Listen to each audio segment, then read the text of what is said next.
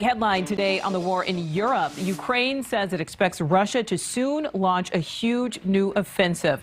Moscow now shifting its focus to the eastern part of the country after a failed attempt to take the capital of Kyiv.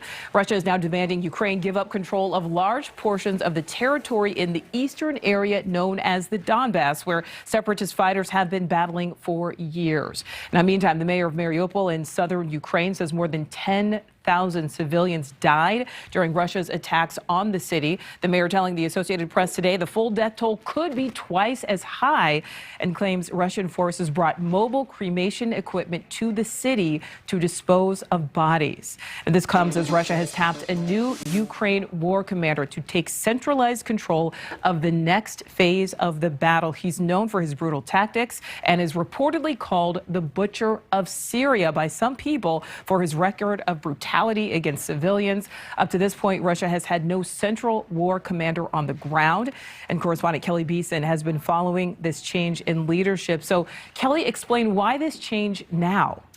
Well, Nichole, the decision to establish new leadership comes as Russia gears up for that expected push to expand Russian control in Ukraine's east and south, including the Donbass.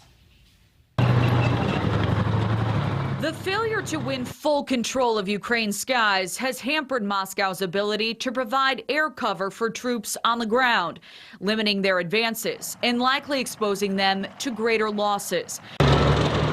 With their offensive in many parts of the country thwarted, Russian forces have relied increasingly on bombarding cities, a strategy that's left many urban areas flattened and killed thousands of people. I think, sadly, we can all expect that those same brutal tactics, that same disregard for civilian life and civilian infrastructure will probably continue as they now focus in a more geographically confined area in the Donbass. The new Ukraine war commander to take centralized control of this next phase of battle is General Alexander Vornikov, a career military officer who fought during the Second War in Chechnya and took several positions before being placed in charge of the Russian troops in Syria in 2015.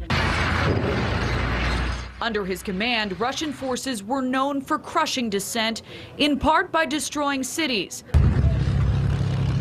lobbing artillery, and dropping barrel bombs in sustained attacks that displaced millions of Syrian civilians. A war killing more than 350,000 people. He and other senior Russian leaders have shown in the past their disregard for avoiding civilian harm and the brutality with which they conduct and prosecute their operations. A Syrian army defector calling Vornikov a war criminal, saying he expects the new leadership will return a scorched earth strategy in Ukraine. The new leadership comes as Ukrainian authorities have already accused Russian forces of committing atrocities, including a massacre in the town of Bucha outside Kyiv, airstrikes on hospitals, and a missile attack that killed at least 57 people last week at a train station. Changes in leadership reflect a continuation of the type of atrocities we've seen, or the type of approach that we've seen and we've also predicted from the beginning. And we are also hearing reports that a Russian drone has dropped a toxic substance on Mariupol after threatening to use, quote, chemical troops against defenders in that region. We are now working to get that information confirmed. Nichole. All right, Kelly, thank you. Well, thank you for watching. Click the red subscribe button below so you can get more of NewsNation's fact-driven, unbiased coverage.